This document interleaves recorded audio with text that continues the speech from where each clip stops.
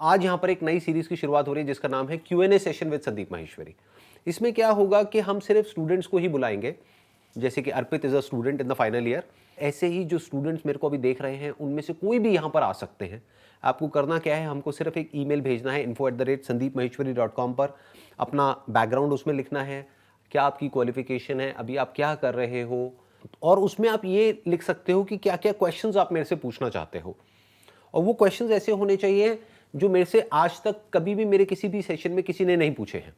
तो एटलीस्ट जो व्यूअर्स होंगे, यानी कि जो लोग देख रहे होंगे इस कॉन्वर्सेशन को, उनको भी कुछ मजा आएगा, उनको भी कुछ नया सीखने को मिलेगा, उनको कुछ नया पर्सपेक्टिव मिलेगा, प्लस मेरी भी अपनी ग्रोथ होगी।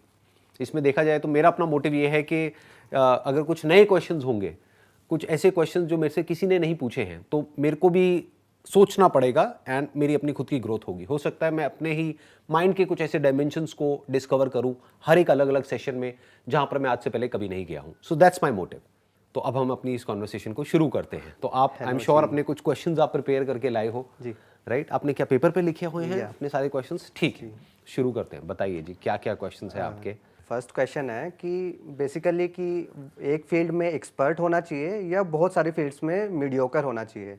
मतलब कि आई थिंक कि मतलब कि एक फील्ड में एक्सपर्ट हो गए तो आप मतलब कि फाइनेंशियली बहुत होगा कि मतलब कि एक ही फील्ड में कंपाउंडिंग किए जा रहे हो आप, मतलब आगे बढ़े जा रहे हो। लेकिन सर वो है ना कि एक जैसे कि वो रोमन कल्चर होता था ना कि आप जब यंग हो तो आप, मेरे को वो वाला सिस्टम बहुत मस्त लगता है कि पहले आप सोल्जर होते थे, फिर आप बिजनेस संभालते थे, फिर सेनेट में, फिर फाइनली आप फिलोसोफर बन जाते थे। कि एक ही लाइफ है, मतलब कि स्पेशलाइज एक ही फील्ड क्यों कर रहे हो आप बार बार?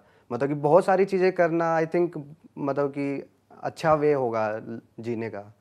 आपको क्या लगता है सर?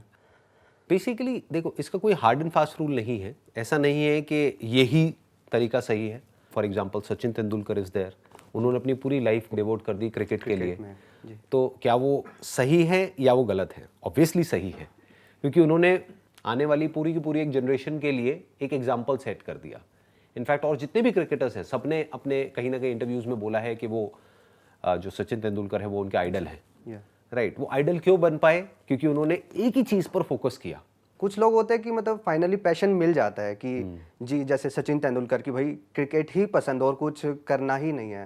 बट मेरे को लगता है कि मेरे जैसे लोग भी जो इजीली बोर हो जाते हैं कि आई डोंट नो कि मतलब ये हो गया है, इसका मतलब कि फेड अप हो गया, अब मे भी कुछ और करते हैं।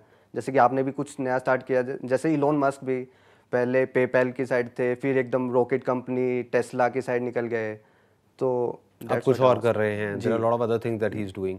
तो basically that's what I am saying कि इसका कोई हार्ड एंड फास्ट रूल नहीं है। It depends upon your personality. जैसे दो अलग अलग हमने नाम लिए इस वक्त, एक है सचिन तेंदुलकर, एक है इलॉन मस्क। दोनों का अपना स्टाइल ऑफ वर्किंग बिल्कुल अलग है, दोनों की अपनी फील्ड बिल्कुल अलग है, दोनों की फील्ड के डायनामिक्स बिल्कुल अलग है। क्रिकेट में you can't afford to do a lot many other things, क्योंकि अगर आप बहुत कुछ करने की कोशिश करोगे तो क्रिकेट से आपका ध्यान हट जाएगा। बट बिजनेस में क्या होता है कि अगर एक बार आप एक अच्छी टीम बिल्ड कर देते हो, एंटरप्रेन्योरशिप में basically it's all about team building, तो फिर आपको बहुत ज़्यादा इन्वॉल्व वहाँ पर होने की ज़रूरत नहीं है। आपको सोचना है, और एग्जीक्यूशन के लिए there are people who are better than you. क्योंकि दो अलग अलग चीज़ें हैं, एक है आइडिएशन यानी कि सोचना, एक है एग्जीक्यूशन। तो इलॉन मस्क की क्या स्ट्रैटेजी है? वो सब कुछ खुद नहीं एग्जीक्यूट करते हैं।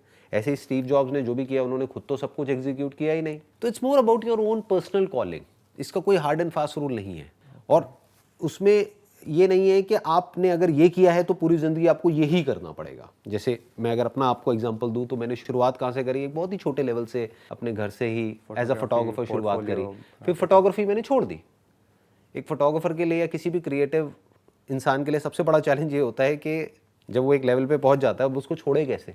क्योंकि जैसे ही हम कैमरा किसी और को देते हैं तो वो उस लेवल पे शूट नहीं कर सकता जिस लेवल पे हम कर सकते हैं। क्वालिटी बिल्कुल ड्रास्टिकली डाउन हो जाती है। मतलब उस वक्त जो फोटोग्राफी कर रहे थे हमारी टीम में, तो वो बहुत ही बेकार थी, क्योंकि उन्होंने शुरुआत करी थी। ऑब्वियसली बेकार होनी ही थी, वो सीख रहे थे।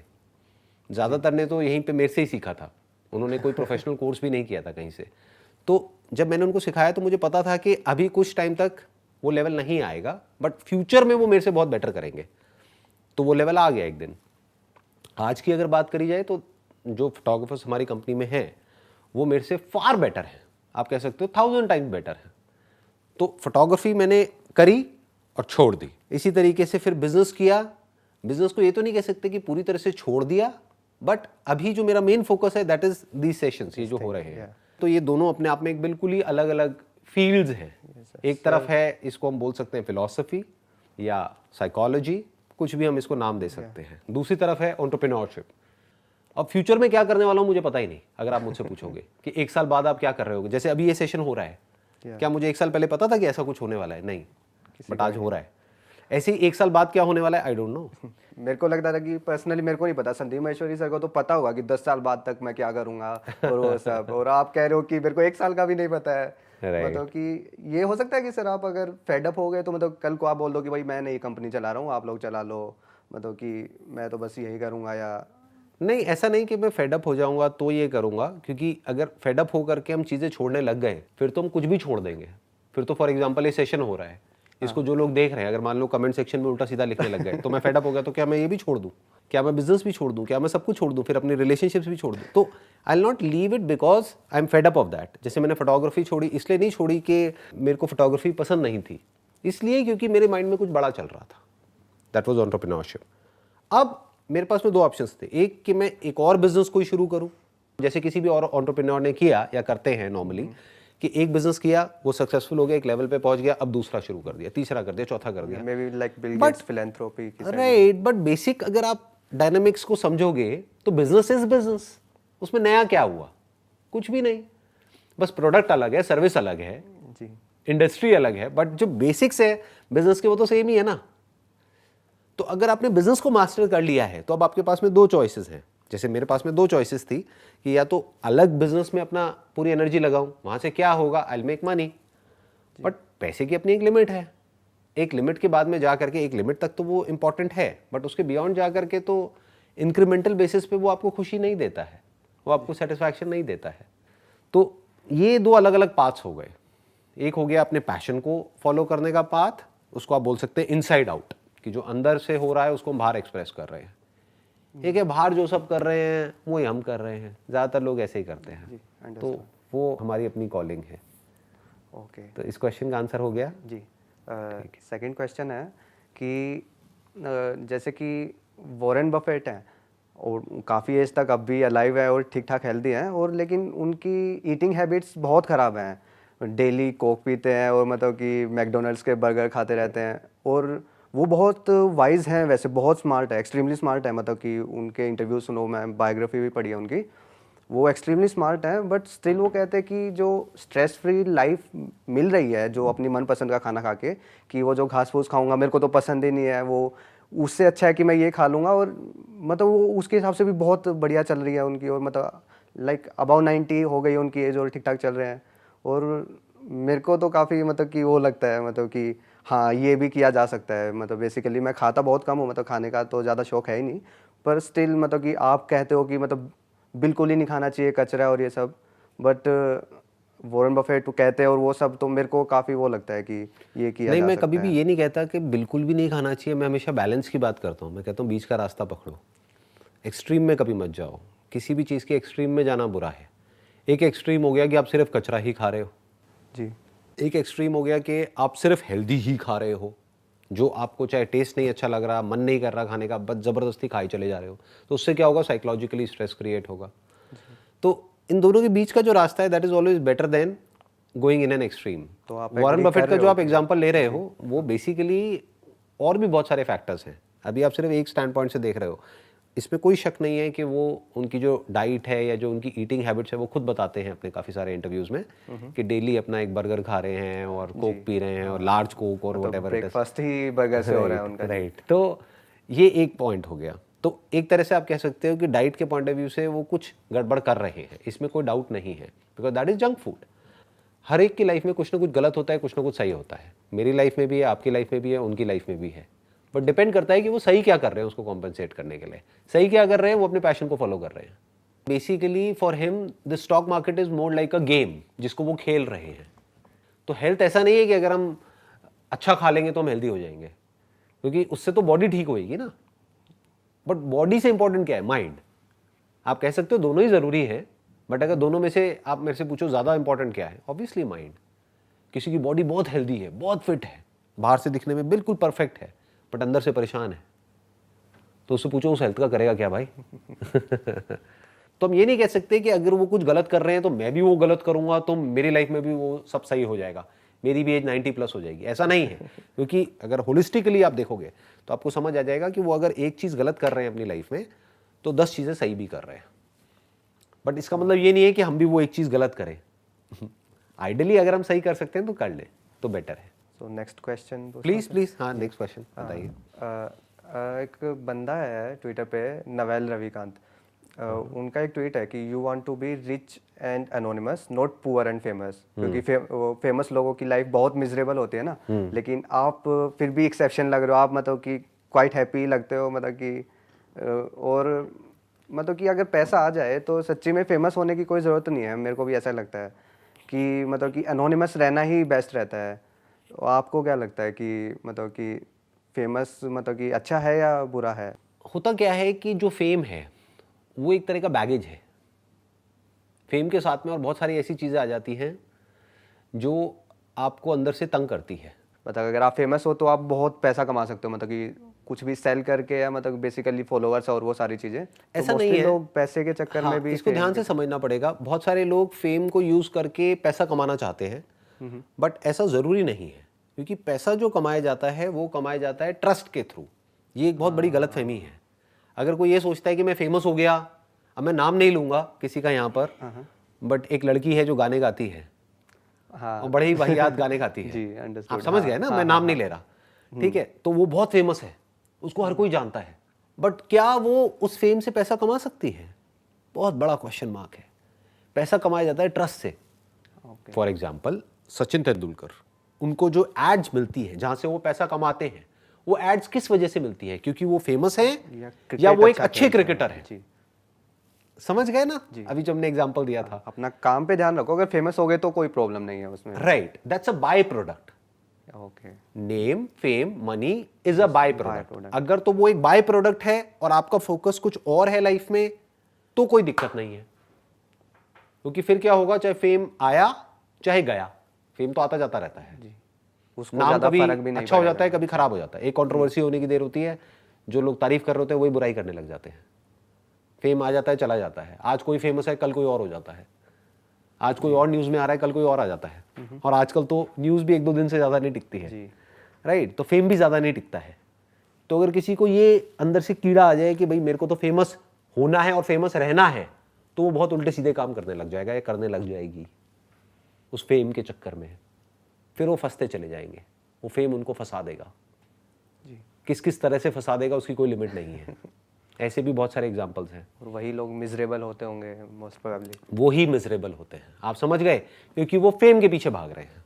जैसे फॉर एग्जाम्पल अगर आप मेरी बात करो तो I don't enjoy fame, but मजबूरी है, क्या करूं। अब ये जो काम कर रहा हूं इसमें वो साथ में आ रहा है। सर वैसे ग्रेटिट्यूड फील होता है कि लोग आ रहे हैं कि मैंने इसके लिए काम किया है, लोग मतलब कि थैंक यू बोलने आ रहे हैं, बिल्कुल भी मतलब नहीं, कहीं पे बिल्कुल भी नहीं। आप मतलब परेशान होते हो, मतलब कि ज़्यादा फर्क ही नहीं पड़ता? ना मैं परेशान होता हूँ ना मैं खुश होता हूँ, मेरे को फर्क नहीं पड़ता है। जैसे कोई आया, सर सेल्फी ये वो वटेवर, हाँ ठीक है करो और जाओ, बस खत्म। तो I am not happy about it. उसमें खुश क्या होना है जी, उसमें परेशान क्या होना है? I am controlling this aspect in a way जिस तरह से मैं करना चाहता हूँ। ओके, मैं किस तरह के जगह पे जा रहा हूँ, किन लोगों से मिल रहा हूँ, क्या कर रहा हूँ, उस सब के पीछे एक थॉट प्रोसेस है। इन सब का विजन है आपका कि आगे पूरा विजन है कि फेम को किस लेवल तक रखना है और कहाँ तक नहीं रखना है। ओके, फेम को कब गिराना है, कब उठाना है। आप कह सकते हो मैं फेम को खुद गिरा रहा हूँ टाइम टू टाइम, जान करके, ताकि वो एक लिमिट में रहे जिससे कि मैं अपना असली काम कर सकूँ। क्योंकि अगर फेम ज़्यादा हो गया तो मैं बोल नहीं सकता फिर। इसी के अबाउट एक क्वेश्चन और था कि सर आप मतलब कि अपना पॉलिटिक्स से रिलेटेड मतलब अपना बताते नहीं है ओपिनियन वगैरह, वो मतलब कि यही रीज़न है इसका? मतलब मैं ये था क्वेश्चन कि आप ये क्यों नहीं शेयर कर रहे हो अपने व्यूज़ एक वगैरह? रीज़न तो यही है जो मैंने अभी आपको दिया है कि मुझे कहाँ जुड़ना है, कहाँ नहीं जुड़ना है, किस बारे में बात करनी है, कहाँ पे इन्वॉल्व होना है, कहाँ पे नहीं होना है, वो मेरे माइंड में बिल्कुल क्लियर है। That is 1। 2, मैं न्यूज़ नहीं पढ़ता हूँ, रेयरली पढ़ता हूँ। जैसे कुछ बहुत बड़ा हो जाता है तो पढ़ लेता हूँ। तो जब न्यूज़ ही नहीं पढ़ता हूँ तो मेरे को एक्चुअल में नॉलेज नहीं है कि पॉलिटिक्स में क्या हो रहा है, किस लेवल पे हो रहा है। तो जिस चीज़ की मेरे को नॉलेज ही नहीं है उसके बारे में मैं क्या बात करूँ। जो भी करूँगा वो फैक्ट्स के बेस पर नहीं होगी। अब मेरे को अगर फैक्ट्स एक्यूमुलेट करने हैं तो मैं फिर पूरे डीप में एक्यूमुलेट करूंगा, तो अगर मैं पूरी एनर्जी वहां लगा दूंगा तो मैं फिर ये काम कैसे करूंगा जो अभी मैं कर रहा हूँ। नेक्स्ट क्वेश्चन पूछता हूँ सर। पूछिए जी। जी, एक मैं अभी लेटेस्ट बुक पढ़ रहा था, आउटलायर्स, मे भी आपने पढ़ी होगी। वो बेसिकली मतलब जो आउटलायर्स, वो मतलब कि जो एक्सट्रीमली सक्सेसफुल होते हैं ना, मतलब कि स्पोर्ट्स एथलीट्स या फिर टेक बिलियनियर्स, उनकी मतलब कि लाइफ्स को स्टडी किया है कि मतलब कि क्या क्या पैटर्न्स थे कि सक्सेसफुल बंदों के, कि कैसे ने क्या क्या किया है। तो उन्होंने मतलब कि ऑफ कोर्स उन्होंने बोला था कि मतलब हार्ड वर्क और स्किल, ये सारी चीज़ें ज़रूरी थी, लेकिन उन्होंने एक वर्ड यूज़ किया था, आर्बिट्रेरी एडवांटेजेस हुई थी मतलब बहुत सारे लोगों को।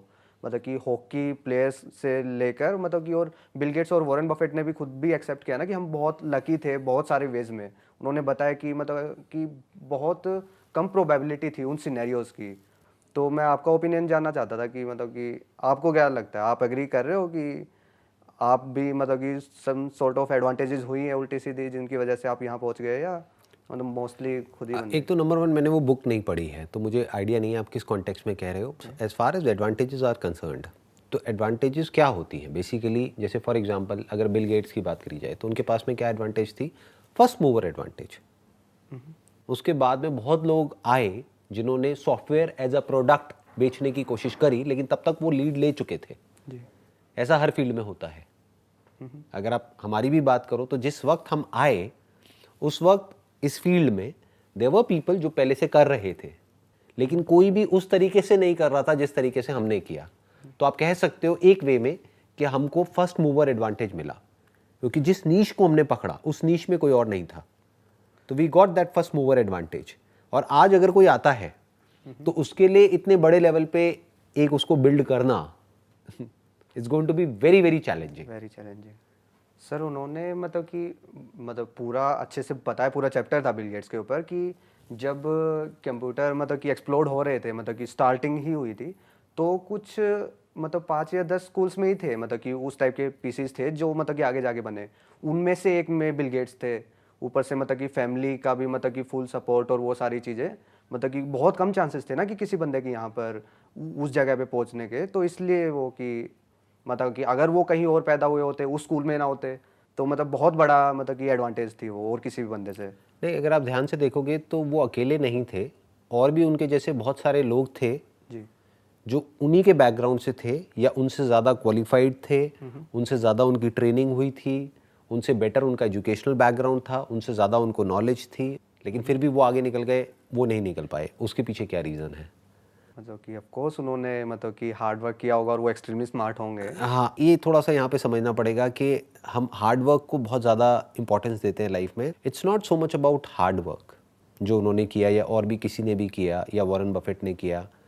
अगर आप वॉरेन बफेट की अभी बात कर रहे थे थोड़ी देर पहले, अगर उनकी भी बात करें तो क्या हार्ड वर्क किया उन्होंने, अगर आप उनको ध्यान से पढ़ेंगे, उनकी बुक्स को पढ़ेंगे, स्टडी करेंगे, समझने की कोशिश करेंगे डिटेल में, तो उन्होंने एक्चुअल में कोई हार्ड वर्क नहीं किया। हार्ड वर्क मतलब फिजिकल लेबर या फिर माइंड वाइज बहुत ज़्यादा, जैसे कोई साइंटिस्ट है उसको आप कह सकते हो हार्ड वर्क कर रहा है, मतलब 20 साल तक कोई रिसर्च करी जिसके लिए हज़ारों बार एक्सपेरिमेंट किया, हज़ारों बार फेल हो गए, फिर जाकर के फाइनली कुछ ऐसा डिस्कवर किया जो आज से पहले कभी नहीं हुआ था, उसको आप कह सकते हो हार्ड वर्क। वॉरेन बफेट ने क्या किया, बेंजामिन ग्राम, उनकी एक बुक है द इंटेलिजेंट इन्वेस्टर, पढ़ी है सर मैंने। राइट, तो वो उनके गुरु हैं, राइट, पास जाके ही उन्होंने उनके पास जाकर के सीखा, नंबर वन। तो उन्होंने क्या किया, एक सिस्टम जो पहले से बना हुआ था उस सिस्टम को समझा, मतलब आप कह सकते हो एक प्रूवन सिस्टम जो बेंजामिन ग्राहम ने अपनी पूरी लाइफ में इंप्लीमेंट किया और उसको सक्सेसफुली इंप्लीमेंट किया, सिर्फ इंप्लीमेंट नहीं किया, उसमें सक्सेस को अचीव किया। He achieved close to around I think 21%, more than 21 और 22% year on year CAGR। That is nothing less than a miracle at that point in time, जब इतना कुछ हो रहा था दुनिया में, वर्ल्ड वॉर हो रही है, ये हो रहा है, वो हो रहा है। That was in 1950s and all, right जी। तो अब अगर आप वॉरेन बफेट की बात करोगे तो he was in the golden age.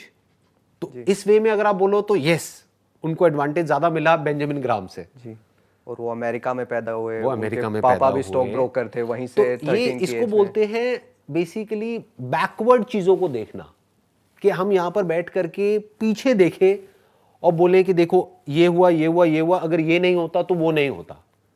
But life ऐसे नहीं चलती है, लाइफ बैकवर्ड नहीं चलती है। टाइम आज से गुजरे हुए कल में जा रहा है या आने वाले कल में जा रहा है, आने वाले जा राइट? रहे हैं। तो आप ऐसे नहीं देख सकते, ये नहीं हुआ होता तो वो नहीं हुआ होता। अरे अगर वो नहीं हुआ होता तो शायद कुछ और हुआ होता। जी आप समझे, मतलब उनके अंदर, वॉरेन बफेट के अंदर कुछ ऐसा था, कुछ ऐसा उन्होंने सीखा था। अब आप कहते हैं कि भाई उस टाइम पे अगर उन्होंने उन 4 कंपनीज में इन्वेस्ट नहीं किया होता तो उनकी वेल्थ 100 गुना नहीं हुई होती 10 साल में। तो 4 में नहीं किया होता तो किसी और में किया होता। 100 गुना नहीं होती तो हो सकता है 200 गुना हो गई होती, 200 गुना नहीं हुई होती तो हो सकता है 50 गुना हो गई होती, राइट? तो you are getting where I am coming from. But उनके फंडामेंटल स्ट्रांग थे। इतने सालों तक जो उनकी कंपनी ने रिटर्न दी है, more than 20%, close to around 20% CAGR year on year, बहुत बड़ी बात है। वो कैसे दे पाए? इतनी कंसिस्टेंसी कहां से आ पाई? इसका मतलब there was a system which he was following, right? ये हम बोल सकते हैं। बट अगर हम ये बोलते हैं कि उनको ये मिला, ये एडवांटेजेस मिले जिसकी वजह से वो उस लेवल तक पहुंच पाए, तो I don't by that point. Because अगर उनकी जगह किसी और को मिल गए होते वो ये एडवांटेजेस, क्या बेंजामिन ग्राम के एक ही स्टूडेंट थे? क्या उनके एक ही स्टूडेंट थे? नहीं, बहुत सारे। पर सारे वॉरेन बफेट क्यों नहीं बन पाए? तो कहने का मतलब है कि और लोग थे जिनके पास में उनसे ज्यादा एडवांटेजेस थे, जिनका बैकग्राउंड उनसे बेटर था, जिनके पास में उनकी फैमिली का बेटर सपोर्ट था, जिनके पास में पैसा उनसे ज्यादा था, जिनके पास में नॉलेज ज्यादा थी, फिर भी वो नहीं कर पाए, ये कर गए। क्यों? उसके पीछे क्या रीजन है? ऐसे भी सोचना पड़ेगा। तो उसके पीछे जब हम रीजन ढूंढने लग जाएंगे तो हमको एक ही रीजन मिलेगा। अगर एक तार जो सबको जोड़ देती है, जो किसी भी फील्ड में कोई भी सक्सेसफुल हुआ है, क्या है सर वो? That is learning.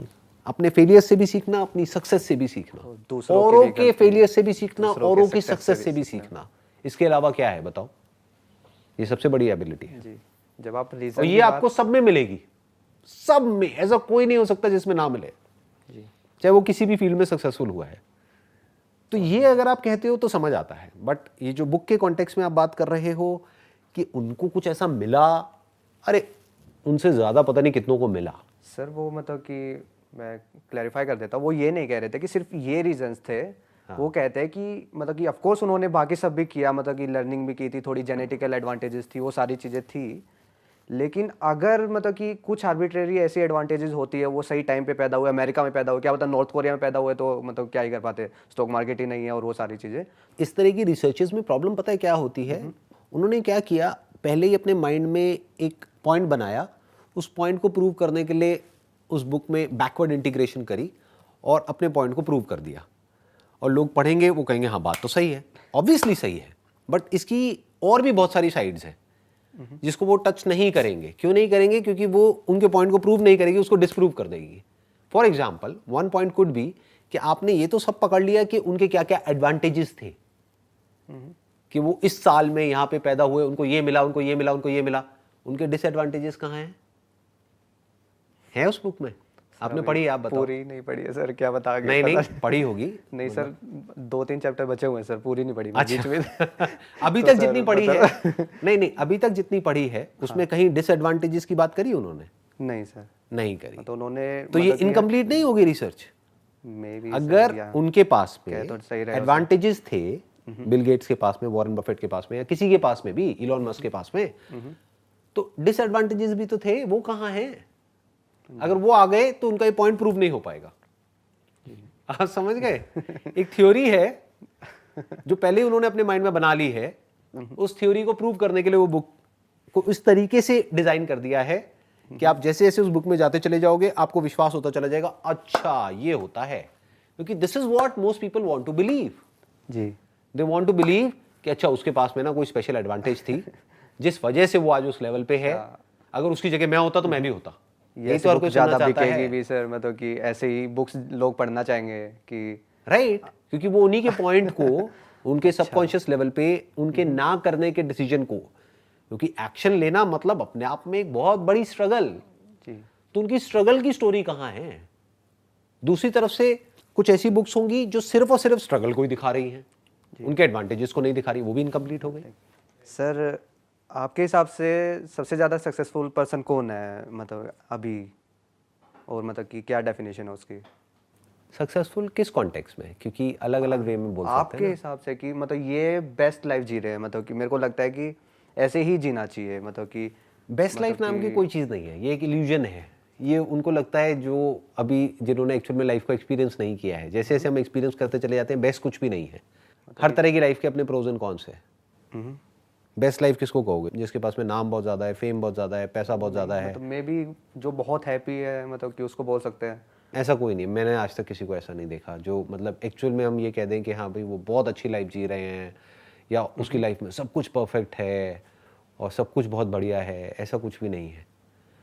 बट अगर आपके सवाल का जवाब मुझे देना ही हो तो अगर कोई ऐसा है इस दुनिया में जो खुद को जानता है, खुद की जितनी भी लेयर्स हैं वो सारी उसने एक एक करके हटा ली है, बॉडी की, माइंड की, उसके बियॉन्ड जो कुछ भी है उसकी, not just at a theoretical level but at N experiential level, तो आप कह सकते हो कि वो सबसे ज़्यादा सक्सेसफुल है, या फिर उसके इंसान होने का जो हाईएस्ट गोल है वो उसने अचीव कर लिया है। और मे बी हम ऐसे बंदे को जानते भी ना हो, वो कहीं पे कहीं हो अकेला सकता है, एनोनिमस ही जी रहा हो, हो maybe। सकता है, जी, और हो सकता है वो सबके सामने ही हो लेकिन किसी को पता हम उसको किसी और नज़र से देख रहे हों, वो कुछ अंदर से और ही हो, ये भी हो सकता है। जी। नेक्स्ट क्वेश्चन है सर, मतलब कि अभी मतलब कि इलोन मस्क ने भी अपनी मतलब कि डार्केस्ट मोमेंट्स शेयर किए हैं फाइनेंशियल क्राइसिस में जो हुए थे, और मतलब कि अभी विराट कोहली भी बोल रहे हैं कि वो डिप्रेशन में थे, वो सारी चीज़ें। तो मैं आपसे जानना चाहता हूँ कि आपका डार्केस्ट फेज़ क्या था लाइफ का, कि उस टाइम पे आपको लग रहा है कि भाई बड़ी हालत ख़राब हो गई थी, मतलब कि कई फेजेस आए थे लाइफ में when I was trying to figure out who I am and all that. ये जो पूरी की पूरी मेरी जर्नी थी ये कंपनी खुद के को फाउंडिंग समझने की, करने नहीं के नहीं बाद नहीं नहीं या नहीं, वो सब नहीं, वो सब तो छोटी मोटी चीज़ें हैं, मतलब वो इतनी बड़ी चीज़ नहीं है, क्योंकि जिसको हम बड़ा समझते हैं वो एक्चुअल में बहुत छोटा है। क्योंकि कंपनी हो गया, बिजनेस हो गया, ये हो गया, ये हो गया, इन सब का पाथ है जो वेल डिफाइंड है। वो पाथ क्या है जो अभी मैंने थोड़ी देर पहले बोला था आपको कि सीखना है। नहीं नहीं नहीं, सीखना है। वो पाथ क्या है? सीखना है। डिस्कवर योरसेल्फ का कोई पाथ नहीं है। There is no path that can take you to yourself, क्योंकि आप खुद से कितना दूर हो। आप तो यही हो, आप कल में थोड़े ही हो। तो जिसको भी हम फाइनेंशियल सक्सेस बोलते हैं या जो भी कुछ फ्यूचर में है, उस सबके लिए पाथ है। यानी कि कोई और इंसान थे पास्ट में जो उस पाथ को फॉलो करके वहां तक पहुंचे हैं। उनसे तो अगर सीख उसको हम के- क्रैक कर लें, उसको समझ लें कि उन्होंने ऐसा क्या किया, क्या सही किया, क्या गलत किया, या जो मैं कर रहा हूं उसमें क्या सही है, क्या गलत है, तो हम वहां तक पहुंच सकते हैं। बट डिस्कवर योरसेल्फ में कोई पाथ नहीं है। जी। जब हम सारे पाथ छोड़ देते हैं और लाइफ को एज इट इज देखना शुरू कर देते हैं, फिर वहां से हमको कुछ नजर आता है।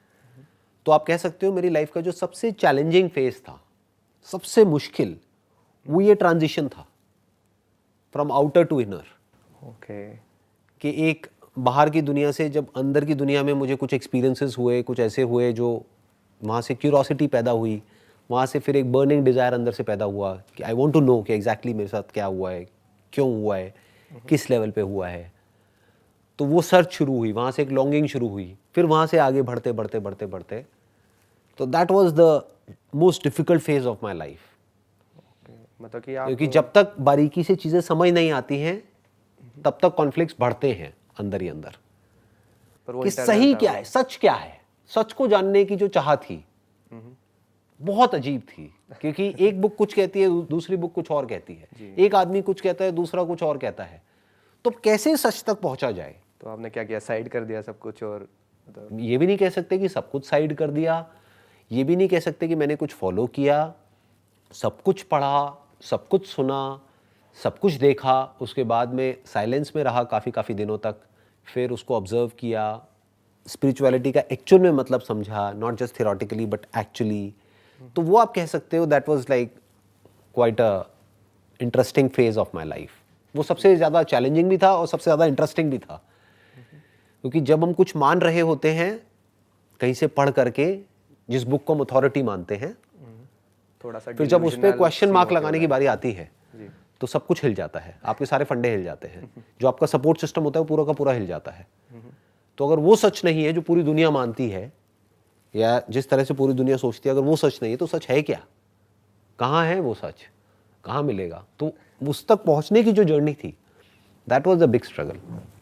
सर आपकी मतलब कि मोस्ट ऑफ द थिंग्स की आपकी कुछ अंडरस्टैंडिंग है, और मतलब कि और काफ़ी सारी चीज़ें पहले से ही डिसाइडेड थी। कोई ऐसी बड़ी चीज़ बताइए सर जिसमें आपने अपना माइंड चेंज कर लिया हो अभी कुछ सालों में, कि मैं पहले ये सोचता था, अब मेरे को लगता है कि ये सही था, मैं इस बात में गलत था।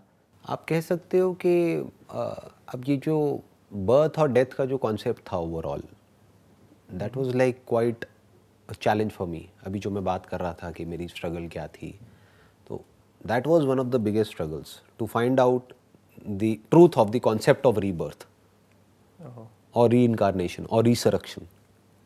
ये सच है, वो सच है, वो सच है, ये सब अलग अलग कॉन्सेप्ट्स हैं। तो इसमें से रियलिटी क्या है, बर्थ क्या है, डेथ क्या है, तो वो सब जो फिगर आउट करने वाला था ना, वो जैसे मैं सोचता आया था बचपन से, या जैसे सब सोचते हैं, उससे बिल्कुल एक अलग थॉट प्रोसेस है। जो रियलिटी है वो सबसे बिल्कुल अलग है। तो क्या है सर रियलिटी? मतलब जो समझने में मुझे इतने साल लगे वो 2 मिनट में ऐसे ही बता दूं मे रियलिटी बी क्या। सर मैं उस फिगर आउट सेंटेंस करो। को पकड़ के रखूंगा सर, मे बी फ्यूचर में समझ आ कोई जाए सर। फायदा नहीं है, फिर आप बैकवर्ड चलोगे, आपको कैसे पता कि वो सच है? हो सकता है वो बकवास हो, वो तो मेरी रियलिटी है ना, वो तो मैंने डिस्कवर किया है, हो सकता है वो गलत हो, तो आप खुद डिस्कवर करो कि सच क्या है। सर मतलब कि कौन सा बड़ा क्वेश्चन है जो आप स्टिल फिगर आउट करने की कोशिश कर रहे हो कि इसके बारे में मैं मतलब कि नहीं पता है मेरे को कि इसका आंसर क्या है? फिलहाल तो कुछ नहीं है। सब कुछ फिगर्ड आउट है, मतलब सॉर्टेड है। आई डोंट नो, मतलब I can't say that everything is figured out, but अभी कोई ऐसा क्वेश्चन नहीं है, क्योंकि मेरे माइंड में जितने भी जो भी कुछ था उस सबको मैं क्वेश्चन कर चुका हूँ। क्वेश्चन कर करके अब एक ऐसे लेवल तक पहुँचा हूँ जहाँ पे आगे क्वेश्चन करने के लिए कुछ है नहीं। जी। Where there is no role of an intellect, where everything is just as it is, जैसा है सो है। क्वेश्चन क्या होता है? क्वेश्चन एक स्टैंड पॉइंट से होता है। क्वेश्चनिंग की भी अपनी एक लिमिटेशन है। एक ऐसी स्टेज आ जाती है क्वेश्चनिंग की जहाँ पर क्वेश्चन करते करते क्वेश्चनर ही डिसॉल्व हो जाता है। There is no questioner there. तो जब कोई क्वेश्चनर ही नहीं है तो क्या क्वेश्चन उठेगा? The very questioner dissolves. तो ज़्यादा हो जाएगा, आगे बढ़ते हैं। हाँ जी सर, शायद ज़्यादा डीप हो गया सर। हाँ, मैं वही कह रहा हूँ, थोड़ा आगे बढ़ते हैं। हाँ, हाँ सर, लास्ट टाइम किस चीज़ के लिए आप लेट थे? मतलब कि मे बी मीटिंग और कोई फंक्शन हो? मैं लेट नॉर्मली होता नहीं हूँ, मतलब मैं काफ़ी टाइम से चलता हूँ। अगर लेट कभी हुआ भी हूँ तो मे बी 2-4 मिनट 5 मिनट से, और फिर मैं अपोलोजाइज़ करता हूँ इमीडिएटली। जैसे आज का भी सेशन था तो टाइम से पहले हमने शुरू किया है। जी। 12 बजे का टाइम था और 11:50 पे आई थिंक हमने शुरू कर दिया था सेशन। नेक्स्ट क्वेश्चन है, लास्ट टाइम कब आप मतलब रोए थे? कब रोए थे? जी। बट क्यों पूछ रहे हो? इससे आपको क्या वो नहीं होगा? मतलब कि आप भी मतलब कि क्या फ्रीक्वेंसी है आपकी रोने की, मतलब थोड़ा उससे पता चलेगा ना आपके बारे में कि आपकी लाइफ कैसे चलती है। अभी कुछ ही दिन पहले there were some tears of happiness which were there. जी। बिजनेस रिलेटेड या फैमिली? नहीं, बिजनेस में क्या है? बिजनेस का क्या है? बिजनेस इज नथिंग ऐसे ही। तो more to do with something else, like say मैंने बताया ना, tears of joy, tears of happiness. Sir next question है कि अभी मतलब कि ये होता है ना कि हैबिट्स के हिसाब से ही बंदा चलता है। आपके बारे में जानना चाहता हूँ कि आप किस हैबिट्स पे काम कर रहे हो, कि एक हैबिट जो आप मतलब कि ब्रेक करने की कोशिश कर रहे हो, या फिर एक नई हैबिट जो आप फॉर्म करने की कोशिश कर रहे हो? आपने वर्कआउट पे मैं थोड़ा और ज़्यादा कंसिस्टेंट होने की कोशिश कर रहा हूँ। That's a bit of a challenge for me. आप जिम जाते हो या सिर्फ स्पोर्ट्स? जिम जाता हूँ, जिम जाते हो। उसमें मैं कंसिस्टेंट होने की पूरी कोशिश कर रहा हूँ। वो मेरा एक स्ट्रगल चल रही है। और कोई effort बैड चल रहा हैबिट है। जिसको ब्रेक करने की कोशिश कर रहे हो? हाँ, आप कह सकते हो खाने पीने को लेकर के थोड़ा सा वो मतलब दैट्स माय वीक एरिया। पहले तो आप काफ़ी अनफिट थे सर, आपने पहले शेयर किया ना। पहले अनफिट था, फिर फिट हो गया, फिर वापस से थोड़ा सा अनफिट हो गया, फिर से फिट होना है। तो ये स्ट्रगल है जो चलती रहती है जी। At a surface level. आप कह सकते हो बॉडी के लेवल पे ये स्ट्रगल चलती ही रहती है, और आई एम श्योर सभी की चलती ही रहती है, रहती होगी सर। जो भी थोड़ा फिटनेस को लेकर के सीरियस है उसकी। नेक्स्ट क्वेश्चन पूछता हूँ सर, ये सॉर्ट ऑफ वो है कि फर्स्ट थिंग आपके दिमाग में क्या आ रही है इस वर्ड को देख के?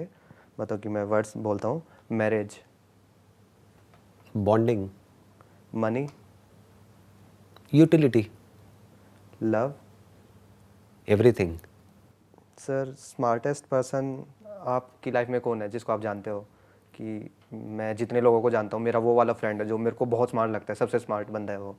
स्मार्ट दिखने में या इंटेलेक्चुअली या?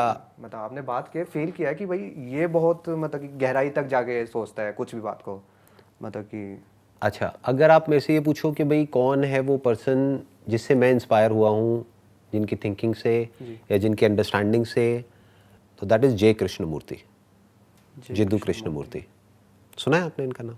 सर इनकी शायद बुक है ये रॉकेट साइंस के नहीं नहीं नहीं नहीं नहीं, नॉट शायद और रॉकेट कोई होंगे साइंस। सर। कौन है इनकी सर बुक ये? है नाम फ्रीडम फ्रॉम द नोन, और भी बहुत सारी बुक्स हैं इनकी, इनकी वीडियोस भी हैं। जो मेरे लिए लाइफ में सबसे इंपॉर्टेंट है दैट इज़ सेल्फ अंडरस्टैंडिंग। बाकी सब उसके आगे तो कुछ भी नहीं है, that is all like like dust.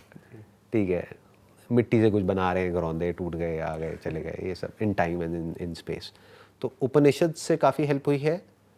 और एक पर्सन है जो इतने पॉपुलर नहीं है, मतलब उनको कोई जानता नहीं है, बट उन्होंने कहीं पे पॉइंट किया था जहाँ से मुझे कुछ एक्सपीरियंस हुआ। तो आप ये 3 डॉट कह सकते हो प्राइमरली।